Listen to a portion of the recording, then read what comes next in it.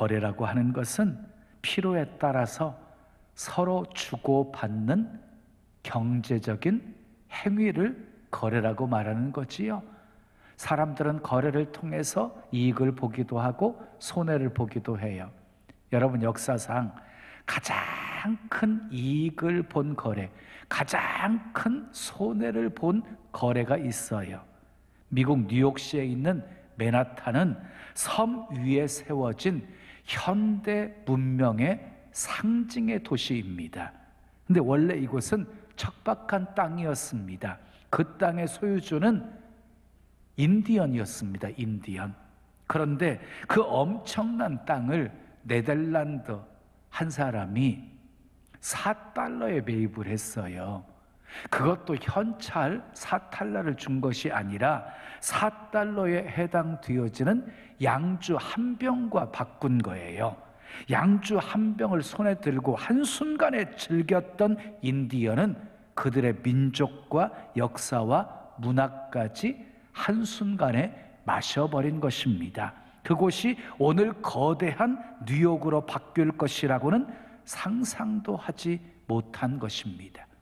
자, 또 하나의 거래는요, 알래스카입니다.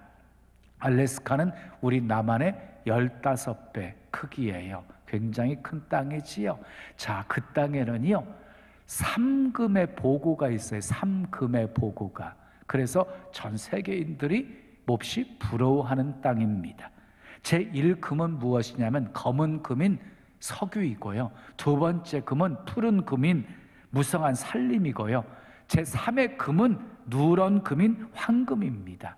1천억 배럴 이상 매장된 석유뿐만이 아니라 석탄도 무진장 묻혀 있고, 방대한 산림은 전 세계의 자연 환경의 보루이고 엄청난 수자원이 바닷속에 있다고 합니다. 근데 불행하게도 이런 잠재력을 가지고 있었던 노다지 땅을 러시아가 1867년 3월 30일 날 미국에 720만 달러에 매각을 해버려요. 720만 달러면 지금 우리나라 돈으로 약 85억이에요. 85억. 그것도 쓸모없는 볼모지 땅을 사준 것에 대한 미국의 감지덕지하면서 팔았어요. 대충 계산하면은요, 1에이커가 1224평이거든요. 1에이커를 2.6센트에 판 셈이에요. 우리나라 돈으로 환산하면 1224평을 놀라지 마세요. 30원에 판 거예요. 30원에. 당시 미국 국무장관 슈워드가 매입할 때 미국 의회에서도 쓸모없는 얼음 덮인 땅을 샀다고 비난했습니다. 그런데 30년이 지난 후 알래스카에서 금광이 발견되게 되었고, 대규모 유전이 발견되게 되었고, 지금은 군사적인 요충지가 되었고, 산업과 교통의 요지가 되는 등 보석 같은 땅이 되었습니다. 나중에 러시아가 땅을 치고 후회했지만 이미 끝난 일이었습니다. 여러분, 알래스카는요, 어디에 있는 땅이냐면 러시아 있지요? 러시아 끝자락 부분에 이렇게 연결돼 있어요, 알래스카가. 그리고 바로 알래스카 위에 카나다가 있고 미국이 있어요, 옆에. 그러니 얼마나 군사적인 요충지예요. 근데 성경을 보면은요, 이보다도 더 억울하고 이보다도 더 어리석은 치명적인 거래가 있었어요. 바로 에서와 야곱의 거래였어요. 오늘 본문은 이삭이 40에 결혼을 해요. 20년 동안 아이를 못 갖다가 60이 되었을 때 아이를 낳는데 쌍둥이를 낳아요. 첫 번째 낳은 아이는요, 얼굴이 붓고 털이 많아 붓다라는 뜻을 가진 에서라고 이름을 지었고요. 두 번째 낳은 아들은요, 형의 발꿈치를 붙잡고 나왔다고 해서 야곱이라고 이름을 붙였어요. 자라면서 형 에서는 사냥꾼이 되었고, 야곱은 집안 살림을 돕는 살림꾼이 되었어요. 어느 날 에서가 사냥터에서 지친 몸으로 집에 왔는데, 그때 마침 야곱이 팥죽을 쓰고 있었어요. 팥죽을. 배가 너무 고파서 팥죽 한 그릇을 달라고 요구하자 이때 야곱이 늘 마음속에 가지고 있었던 비장의 카드를 꺼냅니다. 팥죽 한 그릇을 줄 테니까 장자의 명분을 팔라는 것이었습니다. 자, 눈앞에 팥죽 한 그릇과 미래의 약속인 장자의 명분이라고 하는 두 카드가 던져졌을 때 예서는 어떻게 했습니까? 주저하지 않고 먹는 쪽을 선택합니다. 예서가 팥죽 한 그릇에 장자의 명분을 야곱에게 팔아버린 것입니다. 이 거래로 인해서 에서와 그 자손들은요, 장자권의 축복을 영원히 상실하게 되어져 버렸고, 반면에 야곱은요, 이스라엘의 12지파의 조상이 되었을 뿐만 아니라 대대로 하나님의 축복을 누리게 되어집니다. 이 한 번의 거래가 엄청난 결과를 만든 거지요. 마태복음 1장은 예수님의 족보입니다. 그런데 마태복음 1장 2절은 이렇게 말씀하고 있어요. 아브라함이 이삭을 낳고 이삭은 야곱을 낳고 야곱은 유다와 그의 형제들을 낳고, 항상 맏아들이 족보에 오르는 거거든요. 그런데 예서의 자리에 지금 누가 올라가 있어요? 야곱이 올라가 있어요. 야곱이. 왜 이런 결과가 주어진 것입니까? 한마디로 두 사람의 가치관이 달랐기 때문이에요. 야곱은 장자권의 축복을 귀하게 여겼고 에서는 장자권의 축복을 가볍게 여겼기 때문이었어요. 마귀는 예수님에게도 시험을 합니다. 네가 하나님의 아들이면 독을 떡으로 만들어라. 높은 곳으로 데려가더니 뛰어내려라. 내가 엎드려서 내게 경배하면 천하 만국과 그 영광을 내게 주겠다 하고 미혹했습니다. 그때 예수님께서는요, 사탄의 그 거래를 단호하게 물리치십니다. 여러분, 거래를 잘 하셔야 돼요. 잘못된 거래는요, 예수님처럼 단호하게 거절하셔야 됩니다. 그러면 복된 거래를 하기 위해서는 어떻게 해야 할까요? 복된 거래를 위해서 첫째, 따라합시다. 영적인 것을 소중히 여겨야 합니다. 자, 본문 32절 말씀을 함께 읽습니다. 시작. 예서가 이르되 내가 죽게 되었으니 이 장자의 명분이 내게 무엇이 유익하리요? 그랬어요. 여러분, 이스라엘 백성들에게 장자권의 축복은요, 아주 대단한 축복이었어요. 장자는 아버지의 뒤를 이어서 가문을 이었어요. 그리고 이 장자에게는요, 다른 아들보다도 이 유산을요 2배를 더 받았어요. 그리고 한 가정의 제사장 직분을 수행함과 동시에 언약에 있어서 영적 축복의 상속자였어요. 영적 축복의 상속자. 이처럼 장자에게는 가문을 잇는 그런 권세가 있었고, 유산권과 그리고 제사권이 이 장자에게 주어지는 복이었어요. 그런데 에서는 육신의 배고픔을 참지 못하고 영적인 축복을 소중하게 여기지 않습니다. 육적인 것을 더 소중하게 여깁니다. 육적인 것을 더 소중히 여기는 사람은요, 영적인 가치를 소홀하게 여깁니다.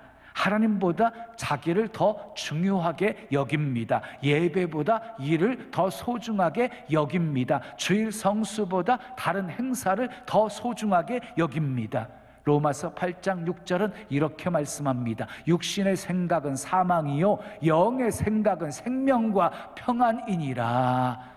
육신의 생각은 사망입니다. 사망. 육신은 편하면 더 편해지고 싶고요, 좋으면 더 좋아지고 싶어 해요. 모든 소원이 다 이루어진다 할지라도 결코 만족이 없어 하는 것이 바로 인간이에요. 그래서 결국은요, 욕심이 잉태해서 죄를 낳게 되어지는 것이고, 죄가 장성해서 사망을 낳게 되어지는 것입니다.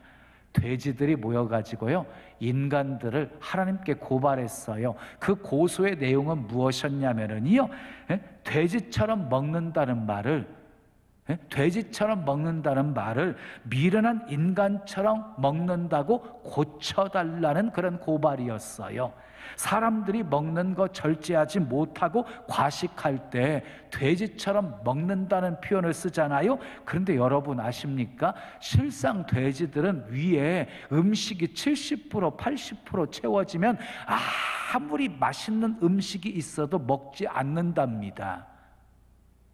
그런데 미련한 인간들은 욕심이 끝이 없다고 돼지들이 고발한 거예요. 하나님께서 돼지들의 손을 들어주셨다고 합니다. 그러고 보니 돼지들이 과식해가지고 배탈 났던 얘기를 제가 들어본 적이 없어요. 말하는 것, 먹는 것, 그리고 일하는 것이든 절제하지 못하는 것은 인간뿐이에요. 술에 취해서 비틀거리는 소를 본 적이 없고 과로로 쓰러지는 개미를 본 적도 없어요. 그러면 우리는 어떻게 육신의 욕구를 이기며 살 수 있을까요?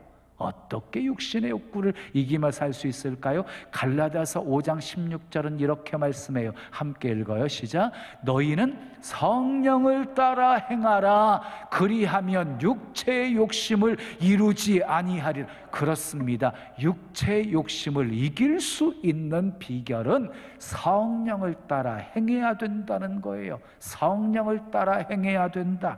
그래서 갈라디아서 5장 17절은 또 이렇게 말씀합니다. 육체의 소욕은 성령을 거스르고 성령은 육체를 거스르나니 이 둘이 서로 대적함으로 너희가 원하는 것을 하지 못하게 하려 함이니라 그랬어요. 우리의 의지로는요 절대로 육체의 소욕을 이길 수가 없어요. 육체의 욕구를 우리의 의지로 이길 수가 없어요. 그래서 노름하는 사람이 다시는 노름하지 않겠다고 결단하고 도끼로 이 손가락을 자른 후에도 발가락으로 한다는 말이 있는 것처럼 우리 의지로는요 죄를 이길 수가 없습니다. 그래서 사도 바울은 정과 욕심을 날마다 십자가에 못 박는다라고 고백한 거예요. 나는 날마다 죽노라라고 고백한 것이에요. 사랑하는 여러분, 팥죽 한 그릇과 소중한 영적인 축복을 바꾸지 마십시오. 팥죽 한 그릇에 소중한 주의를 바꾸지 마십시오. 팥죽 한 그릇에 소중한 11조를 바꾸지 마십시오. 팥죽 한 그릇에 소중한 하나님의 자녀의 신분 바꾸지 마십시오. 영적인 축복을 소중히 여기십시오. 그래야 복된 거래를 할 수 있습니다. 두 번째, 복된 거래를 위해 따라해요. 영원한 것을 소중히 여겨야 합니다. 여러분, 팥죽이 주는 것은요 일시적인 것이에요. 잠시 좋은 거예요. 먹고 나면 다시 배고픈 것이에요. 그러나 장자의 명분은요 당장 가치는 없어 보이고 당장은 실질적인 것 같지 않습니다. 그러나 평생의 권리가 있고 명예가 있고 축복이 있어요. 대대로 복이 이어지는 영원한 것이에요. 그러므로 팥죽에 비교할 수 없는 것이 장자권의 복이었어요. 영적인 복이었어요. 야곱은 그 영원한 것을 소중하게 여긴 것입니다. 1988년 서울 올림픽에서 금메달을 딴 탁구 선수 양영자를 아십니까? 현정화 선수와 복식조가 되어서 중국을 이기고 스포츠 역사상 가장 기억에 남았던 명승부였습니다. 그런데 이 양영자 선수가요 자기에게 매달 100만 원씩 나오는 이 체육연금을 어려운 시골교회 앞으로 돌려놓고 남편 선교사님 따라서 영하 30도까지 내려가는 몽골 선교사로 파송되었습니다. 몽골에 도착한 그녀는 바이러스에 감염, 올림픽 금메달 리스트인 것을 알아주지 않는 냉담한 반응, 찾아볼 수 없는 한국 음식, 너무너무 견디기 힘들었다고 합니다. 편안한 삶을 거부하고 어떻게 고난의 삶을 선택했는지 의아해하는 기자들을 향해서 양영자 선수가 이렇게 대답을 했습니다. 저는 나를 사랑하신 예수님의 사랑을 나누며 살고 있습니다. 다들 어리석게 산다고 걱정하지만 예수님만이 저의 소망이시고 기쁨이시고 힘이시고 능력이십니다. 그리고 진정한 가치는 금메달이 아니라 천국의 면류관입니다. 영원한 것을 소중히 여긴 사람의 고백입니다. 모세를 보십시오. 장성하지 못했을 때는 바로의 공주의 아들로 살아가는 것이 더 좋았습니다. 그녀가 입혀주는 옷, 그리고 그녀가 먹여주는 음식, 그리고 애굽의 궁궐, 애굽에서 배운 지식과 문화가 훨씬 더 좋았습니다. 그러나 믿음으로 장성하게 되어지다 보니까 그것들보다 더 좋은 것이 있음을 알게 되었습니다. 그래서 모세는 믿음으로 바로의 공주의 아들이라 칭함을 거절합니다. 죄악의 낙을 다 버립니다. 그리고 상주심을 바라봅니다. 영원한 것을 더 소중히 여깁니다. 우리의 믿음의 모습은 어떠하십니까? 모세처럼 세상 낙 버리고 그리스도를 위해서 받는 수고를 세상의 어떤 부하보다 큰 재물로 여기며 상 주심을 바라보는 장성한 믿음의 사람들 되시기를 예수님의 이름으로 축원합니다. 마지막 세 번째, 복된 거래를 위해서 따라합시다. 미래를 소중히 여겨야 합니다. 팥죽은 현재이고 장자권의 축복은 미래입니다. 예수는 현실의 배고픔 때문에 미래의 엄청난 축복을 팔아버린 것입니다.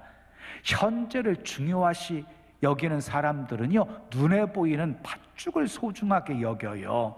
그래서 예수는 배가 고파 죽겠는데 장자의 명분이 무엇이 유익한가? 라고 말한 거예요. 그러나 여러분 기억하세요. 눈에 보이는 것들은 다 없어지고 사라질 것들이에요. 그래서 사도 바울이 고린도 후서 4장 18절에서 이렇게 말합니다. 우리가 주목하는 것은 보이는 것이 아니요 보이지 않는 것이니 보이는 것은 잠깐이요 보이지 않는 것은 영원함이라. 그래서 여러분 보이는 것들은 잠깐이에요. 단계처럼 사라져버리는 것들이에요. 보이지 않는 것이 영원한 것이에요. 그러므로 눈에 보여지는 것에 마음 빼앗기지 마십시오. 보이지 않는 영원한 것을 바라볼 수 있어야 되는 것이에요. 예수는 현실주의자였어요. 그래서 현실만 중요했어요. 지금만 중요했어요. 그런데 야고보는요, 장자권의 가치를 알았어요.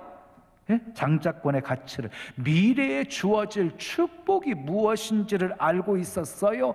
그래서 기회가 찾아왔을 때 그 기회를 놓치지 않았습니다. 에서에게 팥죽을 줄 테니 장자권의 축복을 내게 팔라고 그렇게 협상을 벌입니다. 그때 에서는요, 장자의 명분을 한 그릇의 팥죽과 바꾸는 어리석은 거래를 하고 말았습니다. 마치 뉴욕 맨하탄 땅을 팔아버린 인디안처럼, 알래스카를 팔아치운 러시아처럼 예수는 눈앞에 차려진 밥상만 정신이 팔렸지 미래의 축복을 소중히 여기지 않았습니다. 한 번의 배부름에 만족해하면서 영원한 배부름에는 관심이 없었습니다. 본문을 살펴보면 예서가 얼마나 순간적인 것에 집착하면서 살았는지를 확인할 수 있어요. 우리 32절 말씀 다시 읽어봐요. 시작. 예서가 이르되 내가 죽게 되었으니 이 장자의 명분이 내게 무엇이 유익하리요? 그가 정말로 죽게 되었습니까? 여러분, 배고프다고 죽는 것 아니에요. 조금만 참으면 또 먹을 수 있는 것이잖아요. 이어지는 또 33절 말씀 보세요. 시작. 예서가 맹세하고 장자의 명분을 야곱에게 맹세까지 하면서 장자의 명분을 이 야곱에게 팔아먹습니다. 그리고는요, 나중에 야곱에게 자기 잘못은 인정하지 않고 야곱에게 다 덮어 씌우는 말을 해요. 창세기 27장 36절 읽어요. 시작. 그가 나를 속임이 이것이 두 번째니이다. 전에는 나의 장자의 명분을 빼앗고 이제는 내 복을 빼앗나이다. 그래서 야곱이 자기를 속였다라고 말합니다. 자기를 속여서 장자의 명분을 야곱이 빼앗아갔다고 말합니다. 자기의 복을 야곱이 빼앗아갔다고 말합니다. 그리고 이어지는 41절을 읽어요. 시작. 내가 내 아우 야곱을 죽이리라 라고 말합니다. 모든 책임을 지금 에서는 야곱에게 전가하고 있습니다. 야곱이 나를 속여서 장자의 명분을 빼앗아갔고 내가 받을 복을 빼앗아갔다. 그러므로 내가 그를 죽이고야 말겠다라고 말합니다. 이 얼마나 어리석은 일입니까? 여러분, 주어진 축복 소중히 여기며 잘 관리하십시오. 빼앗긴 후에 후회한들 소용없습니다. 자, 이렇게 에서가 야곱에게 덮어 씌우잖아요. 그런데 그 야곱과 에서의 거래를 히브리서 기자는 이렇게 평가하고 있어요. 히브리서 12장 16절 17절 함께 읽어요. 시작. 음행하는 자와 혹 한 그릇 음식을 위하여 장자의 명분을 판 예서와 같이 망령된 자가 없도록 살피라. 너희가 아는 바와 같이 그가 그 후에 축복을 이어받으려고 눈물을 흘리며 구하되 버림바 되어 회개할 기회를 얻지 못하였느니라 라고 말합니다.